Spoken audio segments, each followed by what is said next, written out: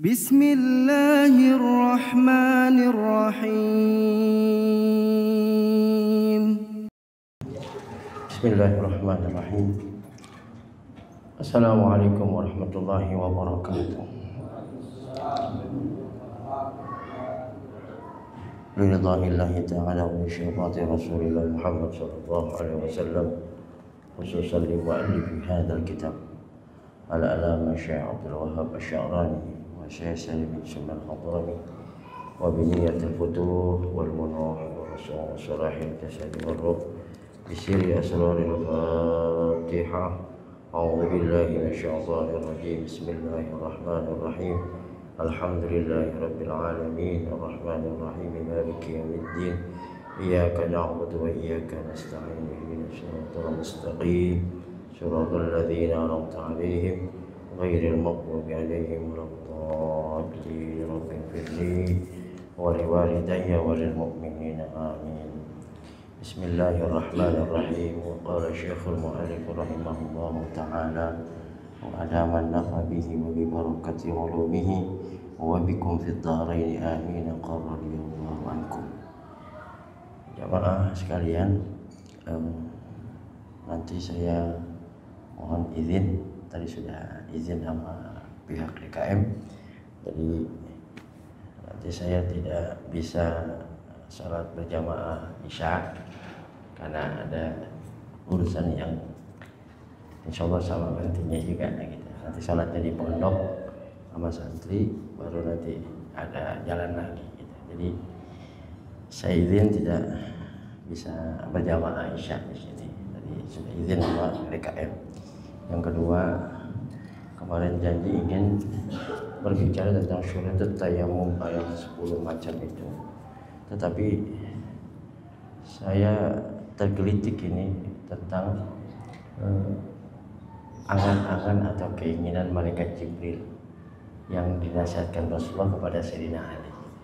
Mudah-mudahan juga menjadi motivasi kita bersama gitu untuk menjalani hidup yang ya nggak lama lagi lah gitu ya. Jadi maafkan saya kembali lagi kepada ini. Bismillahirrahmanirrahim. Ya Aliyu, wahai Ali,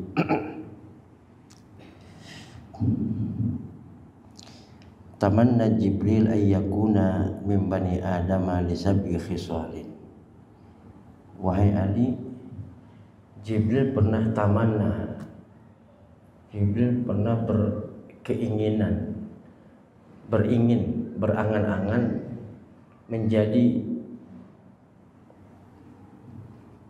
manusia min bani Adam, karena sab'i khisalin, karena 7 perkara. Jadi 7 perkara ini yang menyebabkan malaikat Jibril pengen banget jadi Bani Adam, jadi manusia.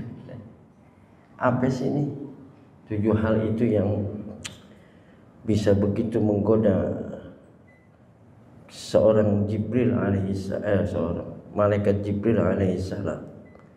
Ya Masya Allah gitu ya. Mudah-mudahan kita bisa semakin mantap. Apa aja tuh 7 perkara yang menyebabkan Jibril alaihissalam ayyakuna min bani Adam, pengen banget jadi manusia. Yang pertama, as-salawatul khamsu ma'al imam, salat 5 waktu beserta imam. Lagi. Salat 5 waktu beserta imam salah satu yang menggoda keinginan malaikat Jibril jadi manusia. Kenapa? Karena gede banget pahalanya. Makanya kalau benar-benar orang memahami dirinya, maka ada istilah man arafa nafsahu faqad arafa rabbah. Itu kalimat gak sembarangan tuh. Man arafa nafsahu faqad arafa rabbah. Ente tahu diri ente kenal Tuhan. Kadang-kadang kita gak sadar sebagai manusia. Padahal tujuan utamanya apa sih? Wa ma khalaqtul jinna wal insa illa, itu kembalinya di situ untuk ibadah, pengabdian kepada Allah. Itu orientasi pertama. Cuman kadang-kadang orientasi pertama ini kalah dengan nafsu-nafsu kita.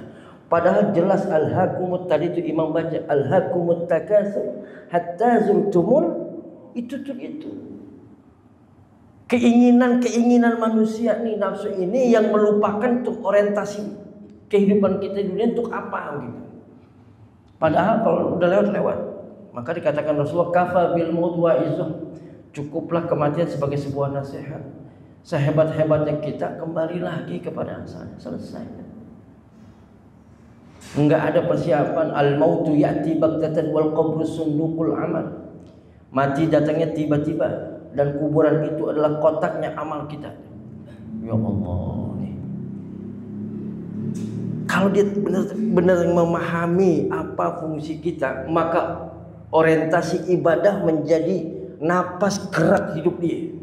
Apapun aktivitasnya, ibadah ada yang mahdhah secara vertikal, ada ibadah yang sifatnya ghairu mahdhah, yaitu muamalah hablum minan nas yang disebut horizontal itu. Kalau dia paham itu, maka napas geraknya adalah untuk mengabdi kepada Allah. Sampai susahnya loh sholat 5 waktu berjamaah, betapa besarnya. Bahkan nanti di kitab ini juga diterangkan, ya Ali alaika bis sholatil jamaah fa innaha indallahi kamashika ilal haji wal umrah. Sayyidina Ali, hendaklah engkau sholat berjamaah, karena sholat berjamaah di sisi Allah laksana ibadah haji dan umrah, kamashika ilal haji wal umrah. Gede banget Pak. Jadi dalam kitab tadi saya subuh ngajar bersama deh, sampai emak-emak bapak-bapak kisaran 80-100 setiap subuh minggu pagi tadi. Itu di bab tentang yang ke-14, fadilah tentang sholat, fadilah tentang yang hal-hal yang fardu. Di situ dikatakan sampai hendaklah engkau takut dengan meninggalkan sholat gitu. Sholat itu luar biasa itu. Dalam kitab Ihya, Imam Ghazali menggambarkan antara satu sholat dengan sholat berikutnya itu ada kafar dosa-dosa kita. Dari subuh ke zuhur di kafar dosa-dosa kita, zuhur ke asar di kafar dosa-dosa kita, kemudian asar ke maghrib di kafar, kemudian maghrib ke isya, isya ke subuh. Ada dari Jumat sampai Jumat berikutnya, bahkan ditambah 3 hari jadi 10 hari. Digambarkan oleh Imam Ghazali itu seperti sebuah, di depan kita di rumah sungai, di depan rumah kita yang cakep ada sungai, sungainya jernih yang kita 5 kali mandi di situ, bersihnya kayak apa tahu tuh. Itulah gambaran orang sholat. Jadi banyak potensi selama kita menjauhkan daripada dosa-dosa besar, maka potensi dibersihkan kita 5 waktu, bahkan yang ada yang mingguan. Dari Jumat ke Jumat, ada yang tahunan yang disebut dengan dari umrah ke umrah. Masya Allah. Ternyata malaikat Jibril, jagoannya para malaikat, ya tatamanna, dia berkhayal, dia berkeinginan, bercita-cita pengen banget jadi manusia karena 7 perkara. Yang pertama, as-shalawatul khamsu ma'al imam, sholat 5 waktu beserta imam. Kalau orang yang imannya mantap, yakin, paham dirinya sebagai seorang hamba, dia akan bela-belain itu datang sholat berjamaah, apapun kondisinya. Begitu. Ada satu keterangan, andai kata engkau tahu istimewanya sholat subuh dan sholat isya berjamaah, engkau akan sambangi sholat itu walau habwan, sekalipun dia harus merangkak. Sahabat Nabi, hanya kematian yang memisahkan orang itu dari sholat berjamaah di masjid, padahal tidak kurang 2 jam dari Masjid Nabawi ke rumahnya ditempuh dalam 2 jam dengan berjalan kaki. Masya Allah, hanya kematian Pak. Nih kita ini sekelas jagoannya para malaikat aja masih tatamanna, masih berharap dia jadi manusia. Karena pertama apa? Ada yang namanya as-shalawatul khamsu ma'al imam, ada sholat berjamaah beserta imam. Ya mudah-mudahan Allah kasih kita ini taufik terus. Ya nanti di sini ada nih, Allah kasih kita taufik terus sehingga kayaknya enteng untuk ibadah, kayaknya nikmat 5 waktu nggak jadi beban. Maka kadang-kadang kalau udah istiqomah sekali waktu kita nggak melaksanakan, hati kita gelisah. Kata ulama, itu tandanya ibadah kita udah usul ke Gusti Allah. Antum biasa sholat berjamaah, tiba-tiba ada terhalang nggak sholat berjamaah, masya Allah. Itu tanda amal kita sudah usul ke Gusti Allah. Makanya guru-guru dulu kalau dia ngajar ceramah kemana suka bawa santri dua orang kadang-kadang. Bukan buat bawa berkat Pak. Wah, biar bawa pemburinya banyak kali, bukan. Ternyata apa? Kalau memang pada saat dia sampai ke masjid suatu acara, udah selesai sholat berjamaah, beliau tetap bisa berjamaah dengan santrinya Pak. Bisa kayak begitu. Oh, ini dia nih.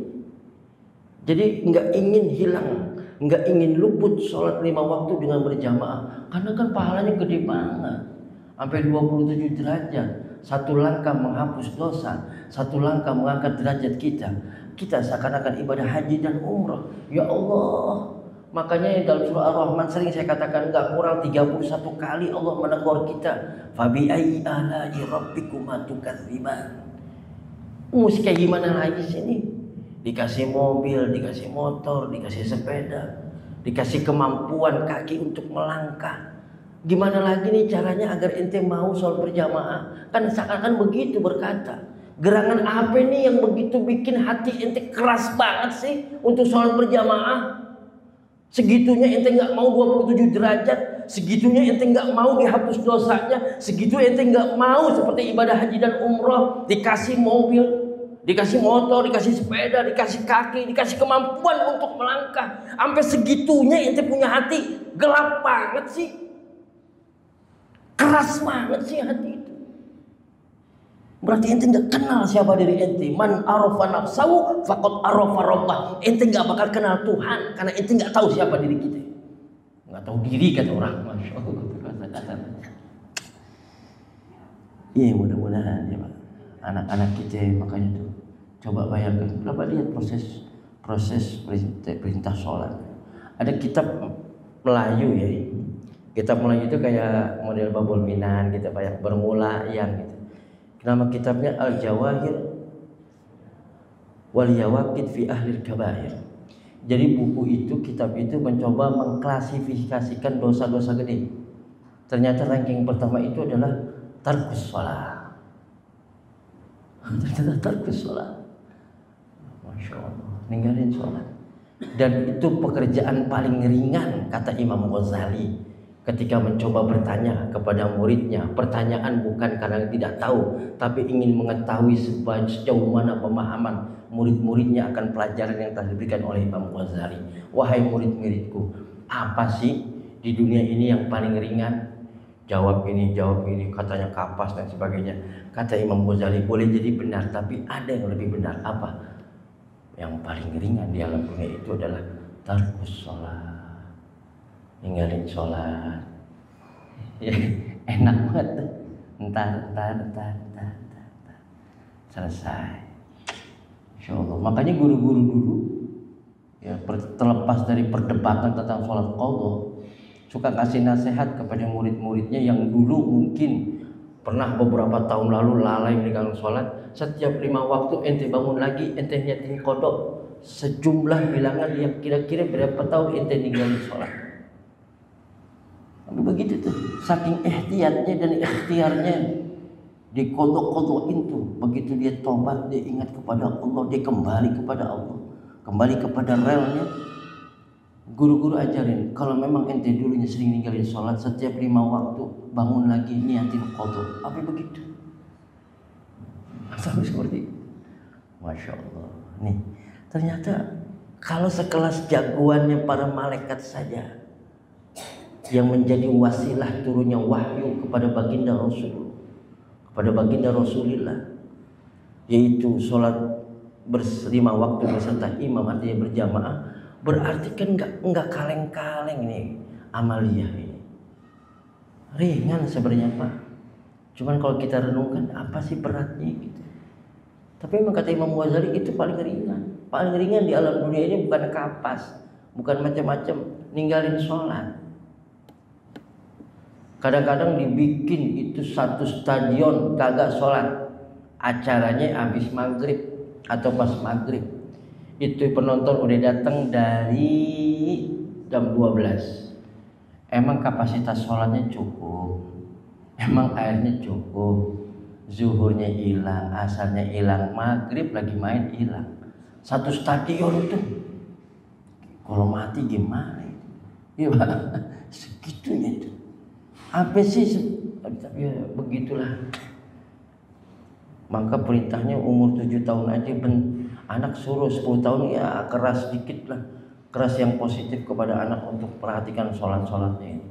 Makanya waktu kita mondok, salah satu pelanggaran terberat adalah enggak melaksanakan sholat berjamaah. Sekalipun kita sholat tapi enggak berjamaah di masjid, coba-coba pipi merah, otak, kerpa, wih, subuh-subuh aneh dulu, nah, bandel juga ya jadi santri gitu. Habis ngecek orang suruh jamaah, aneh sholat terus aneh tidur, cuman kata aneh, ntar ada ustadz meriksa aneh tidur di kolong ranjang. Nggak taunya itu ketahuan, ustadznya bego, bukan bego, galak juga lagi. Cara kita mah tarik aja dari kolong, lah papan tempat tidur kita dipatahin. Kan gue jadi beli tadi. Ditaruh di depan kamar, asal orang turun dari masjid kita dibanjir pakai air ember, masya Allah. Ya pipi merah, keras tuh gitu. Emak aneh ngedidiknya begitu. Namanya anak SD Pak, kelas 2, kelas 3 dibangunin subuh kan ngulet. Neng, sholat subuh neng, kecapean juga dibisikin di kuping kita. Udah sholat dulu, ntar habis sholat tidur lagi, nggak usah sekolah nggak apa-apa. Lah kita bangun Pak, kita bangun sholat kita tidur lagi. Kata mak Mai, nggak apa-apa, mendingan lu nggak usah sekolah, yang penting gue sholat 5 waktu. Sampai segitunya tuh, mak kita tuh. Bagaimana nih anak benar-benar supaya bisa sampai sholat. Sampai aneh dites sama emak tuh. Aneh udah mondok sampai belum? Udah lupa. Imam, emak di belakang kita imam. Selesai, bagus bacanya. Cuman tadi tuh kebalik neng. Baca surahnya. Rokat pertama aneh baca Qul a'udzu birabbin nas. Rokat kedua aneh baca Qul hu. SD Pak. SD. Kata emak kebalik tuh neng. Lah kan sunnah mak. Iya sih katanya, nggak apa-apa juga. Cuman mak ngomong kebalik tuh. Harusnya rokat pertama kulhu, baru rokat kedua surah yang di bawah kulhu amaan, Al-Falaq ame Anas, itu yang benar. Begitu kita ngaji lagi, masya Allah, itu omongan orang yang ibadahnya apik, omongan orang ibadahnya pakai ilmu, omongan orang ibadahnya pakai hati. Memang tidak menjadi batal tuh sholat, cuman ada namanya apik, itu namanya khilafus suar. Ente ketuker rokaat pertama, misalnya ente al-hakumut, maka rokaat kedua cari surah yang di bawah al-hakumut. Rokaat pertama misalnya baca surah al-ikhlas, rokaat kedua cari surah yang posisi di bawah surah al-ikhlas. Enggak menjadi sunnah juga enggak. Itu cuma bicaranya adab. Tapi kalau orang yang apik, imam kayak begitu, dia sholat lagi tuh, imamnya jorok, begitu Pak. Makanya jadi imam harus tahu juga fikih imam gitu. Ya bukan asal-asalan juga gitu.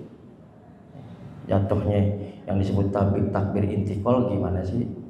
Ya sunnah juga kagak, cuman paling kagak tahu deh cara gerak takbirnya gitu. Kapan jatuh bar? Kapan jatuh sami Allahu liman hamidah? Kapan ente baca Rabbana lakal hamdu? Bukan dari ruku ke diri. Itu bacanya sami Allahu liman hamidah, udah tegak baru ente baca Rabbana lakal hamdu. Itu kata ulama, di situ letak bacaan Rabbana lakal hamdu, bukan lagi begini-begini katanya. Ya, itu mah sunnah juga kagak gitu. Cuman bicaranya apa? Kayak tadi itu salat seperti itu.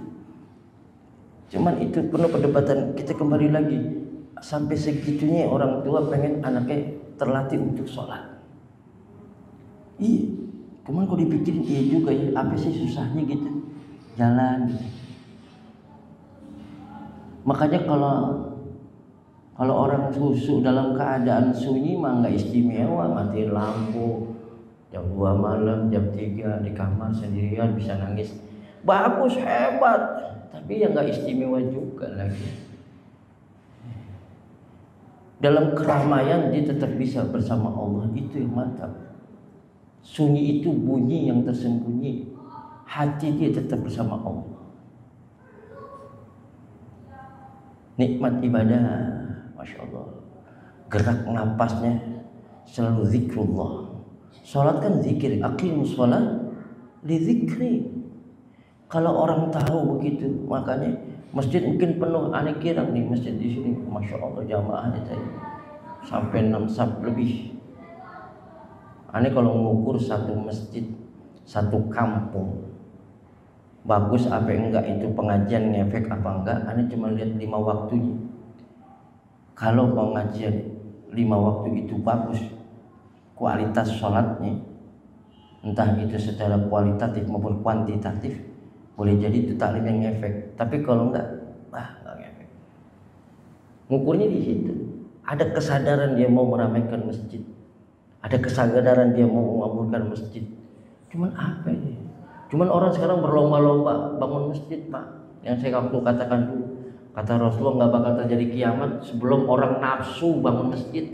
Berlomba-lomba bangun masjid, udah ada masjid dibangun lagi, udah ada masjid bangunnya nempel lagi, Pak, selangkah doang. Selangkah doang. Ini mah jaraknya jauh ke situ, selangkah. Di sono amin, walau dolin, di sini amin, kan bingung kita. Kejadian tuh, walau dolin, amin. Itu kan kesian sholat Jumatnya. Misalnya sama-sama di masjid bareng, tetap berdiri bareng. Ini sholat Jumat bareng. Ketika masjid ini sudah walau dolin amin, ini satu masjid batal. Makanya harus ada Jumat, ada zuhur. Sampai begitu tuh, nggak sembarangan tuh. Emang tapi begitu. Allah dikasih nafsu dan bangun masjid itu strategi Yahudi, Bang. Gimana cara menghancurkan umat Islam? Kasih masjid biar dia pada nafsu. Kalau udah ada masjid, bikin sampingnya. Kalau perlu dempet tuh masjid. Semakin banyak masjid, semakin terjadi perpecahan. Semakin banyak majlis, semakin banyak perpecahan. Di kampung teman aneh nggak sebut satu kampungnya, yang ngomong Buya Zaidi Aziyadah. Ini kampung ntar bakal ramai majlis, tapi terpecah belah. Kata teman aneh, kejadian Ustaz. Di sono taklim, di sono taklim, isi 10, 5. Main saing-saingan. Semakin banyak masjid, semakin pasti terjadi perpecahan. Kan begitu tuh, main cakep-cakepan. Lu ngaji di sono jangan di sini. Bukan golongan gue. Begitu, Ustaznya juga begitu lagi. Belum lagi murid-murid. Begitu. Itu perangkap Yahudi agar umat Islam tentang perenang dalam perdebatan dan perpecahan. Caranya gimana? Bangunin masjid. Dananya berapa? 1 miliar. Kasih 100 miliar. Karena itu ciri-ciri akan terjadi akhir zaman. Nggak bakalan terjadi kiamat. Masya Allah. Yang susah kan meramaikannya. Yang susah meramaikannya. Akhirnya dia nggak lagi mandang bagaimana cara memperoleh uang untuk membangun masjid itu. Yang penting masjid itu kebangun. Aneh diceritain sama guru aneh, Abang Uji Tertus itu. Ada seorang kiai nyari itu di daerah Banten. Dia bingung masuk sholat ini nggak mau, kalau sholat itu nggak mau. Dia punya Allah pada saat itu dibukai, itu semuanya nggak bagus. Aneh ngomongin nggak enak. Tapi ada satu musola rombeng, nggak keurus, nggak ada uang kotaknya kali, gua nggak tahu. Dia baru kira ini tempat yang paling cakep. Pada saat itu Allah bukakan. Masya Allah. Segitunya kalau kita dibuka ini. Ya seperti ketika orang banyak tawaf, ada kibarut tabi'in diusap mukanya, Ya Allah, itu yang tua pala babi, pala anjing semuanya. Masya Allah. Segitunya. Ya, makanya kita nggak tahu deh, kita mendatang kepada Allah dengan sesadar-sadarnya kita lemah, kita nggak punya apa-apa, cuman punya ketaatan doang sama Gusti Allah. Datanglah, insya Allah mudah-mudahan Allah terima ketaatan kita walau nggak seberapa itu. Udah. Makanya paling selamat kalau sholat berjamaah, dan tenang udah. Iya, nggak mikirin jumlah rakaat, ya nggak. sholat aja, gitu, asyik, nggak mikirin bacaan. Apalagi di sini enak, tempatnya dingin, masya Allah. Imamnya enak, sahdu kita sholat. Ya Allah, kayaknya pengen terus-terusan sholat, asik. Ya Allah, kenapa kita pengen terusan sholat? Urusan gue lagi banyak. Dia sholat karena urusan, ya Allah. Masya Allah. Apalagi kalau kita baca kitab namanya Tanbihul Muqtari. Ya Allah Pak, itu isinya namparin kita. Ada orang yang tertipu dengan ilmunya, ada orang yang tertipu dengan ibadahnya, ada orang yang tertipu dengan sodakohnya. Ya Allah, ngeri. Aneh waktu ngaji kitab gituan ngeri. Kayaknya nyala namparin, nendangin kita terus. Ya Allah, gue banget nih. Banyak orang-orang yang tertipu dengan ilmu, tertipu dengan kekayaannya, tertipu dengan ibadahnya. Tanbihul Muqtarin, peringatan bagi orang-orang yang tertipu. Nih, salat 5 waktu. Yuk, jangan soleh sendiri-sendirian, Pak. Ada sedekah jariah, ada juga kemaksiatan jariah. Siapa itu kemaksiatan jariah? Kita lagi asik-asik, kita diseret-seret ke neraka. Ternyata ada dosa jariah kita. Siapa? Anak kita nggak bisa sholat, anak kita nggak bisa ngaji, anak kita nggak tahu mana halal haram, dia bermaksiat terus. Kenapa? Karena kita nggak bisa ngedidiknya, itu amanah Allah. Saya cuma bingung, zaman sekarang masih ada orang nggak bisa baca Quran. Ada nggak? Ada. Itu kan saya bilang di rumah ada PAUD, pendidikan Al-Quran usia lanjut, rata-rata aki-aki semua. Cuman saya girang, saya cuma bilang sama mereka, Pak, lah ini mah bukan buat pinter kalau ngaji udah begini. Ya paling enggak di akhir senja kita nih adalah amaliyah yang kita lakukan. Mudah-mudahan dengan amaliyah yang gak seberapa ini bisa mendatangkan kasih sayangnya Allah, sehingga kita layak dimasukkan ke dalam surganya Allah. Itu aja. Begitu aja. Ini kayak begini-gini nih. Ya mudah-mudahan ya Pak, gak seberapa ini. Ya Allah datangkan keberkahan, Allah datangkan cinta dan kasih-Nya. Suatu waktu-waktunya kita bisa benar-benar diizinkan oleh Allah masuk ke dalam surganya. Itu anak-anak ajarin, jangan soleh sendiri-sendiri. Kalau di sekolahin udah, diapain udah, itu udah terlepas tuh. Kan kita udah ngasih pendidikan sama dia. Di sekolahin madrasah udah, di pesantren udah. Ini anak baru, kita cuma punya doa, doain aja. Saya jadi ingat sama kawan, Masya Allah, pesantren udah, kesayangan kiai besar almarhum Al-Maghfurlah ada. Bapaknya udah bosen. Terakhir tuh bapak sebelum meninggal dia ngomong, Tong, orang Betawi Pak, dari Jakarta Selatan, gua udah capek deh, sekolah gua udah sekolahin, pesantren gua pesantrenin, kuliah gua kuliahin, apa lu mau gua kasih, terserah lu mas. Sekarang gua cuma minta sama lu, kalau ntar gua udah gak ada, gua cuma pesen sama lu, Tong, jangan tinggalin sholat ya. Gitu. Meninggal bapaknya gak hitungan tahun, tetapi luar biasa Allah kasih taufik dan hidayah kepada anak itu. Begitu wafat dia punya bapak, dia tobat sekarang jadi Masya Allah punya majelis. Dia bikin 3 lantai, muridnya banyak. Cuman pesen orang tua, terserah lu Tong, lu mau ngapain aja, gue udah angkat tangan dah.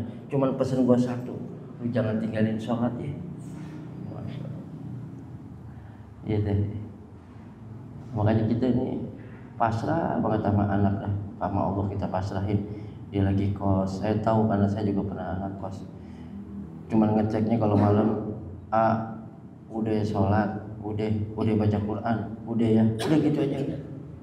Ngeceknya gitu aja, nggak tanya IP berapa kagak dah. Ya pernah sih namanya orang tuh tanya berapa IPA, 3,8, cakep, gitu aja. 3,8 pinter lo namanya, begitu doang. Ya kalau pinter sih nggak heran bapak mamanya pinter. Air laut sampai ngasinin. Kembali lagi tuh sholat, anak-anak kita ajarkan, jangan sampai nggak bisa sholat.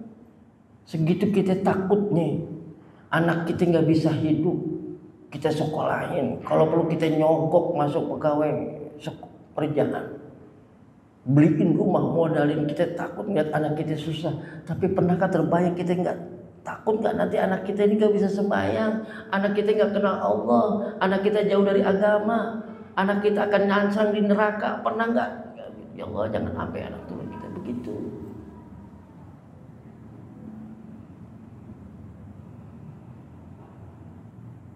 Ya Allah, iya. Ntar ada orang tua tiba-tiba mendapatkan nikmat, kok hebat banget, padahal waktu di dunia nggak cakep-cakep banget ibadah. Ya Rabbana, ternyata dia punya anak soleh banget, lantaran istighfar anaknya itu orang tuanya azab kuburnya dihilangkan. Makanya jangan pelit-pelit doain mak sama bapak, biar kita nggak tahu kan orang tua kita di sana maknya gimana. Itu asal sholat, mau sunnah kayak mau fardu kayak, jangan lupa dah. Walaupun Nabi ngajarin 3, saya tambahin 3 lagi, saya pakai. Robbi firli wali walidayya warhamhuma kama rabbayani shaghira. Anda pengen emak bapak aneh bangga melahirkan aneh gitu Pak. Jadi anak, jadilah anak kebanggaan orang tua. Ketika jadi orang tua, jadilah orang tua kebanggaan anak-anak kita. Aneh jadi anak, aneh pengen jadi anak kebanggaan emak sama bapak aneh.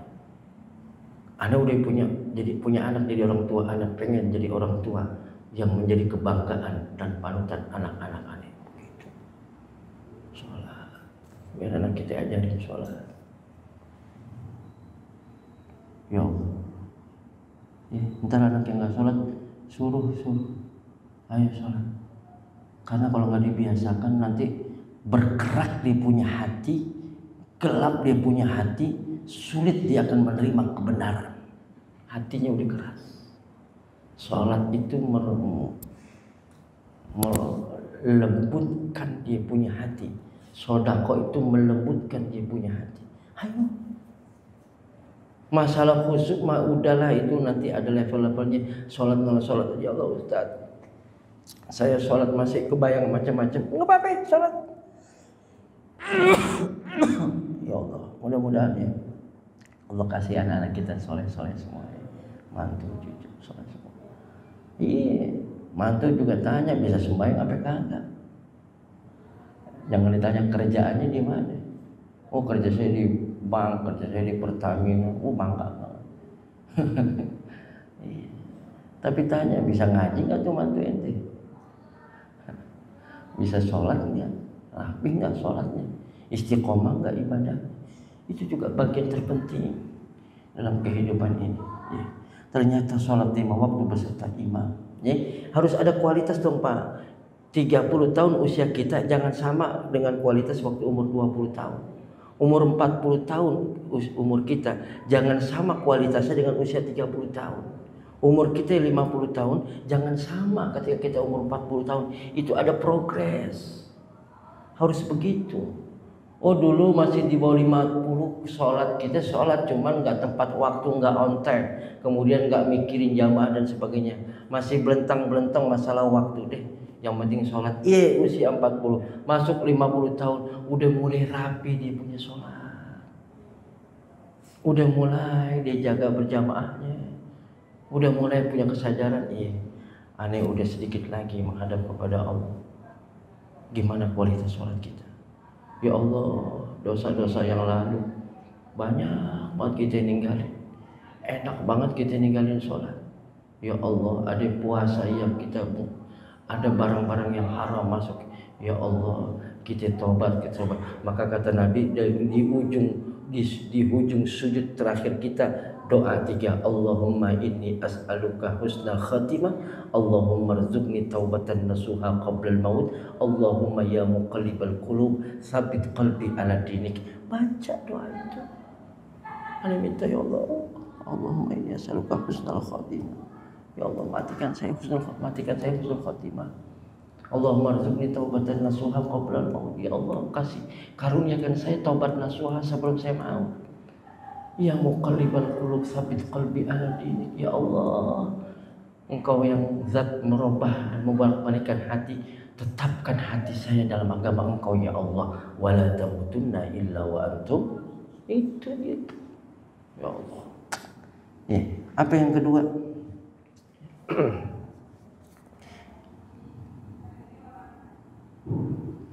Wa mujalasatul ulama, duduk sama orang-orang alim dan soleh. Ini ulama yang mengamalkan ilmunya. Sering-sering duduk, artinya sering-sering duduk di majelis-majelis ilmu. Makanya kalau ziarah jangan juga selalu orientasi yang udah mati, kuburan. Bagus, zikrul maut.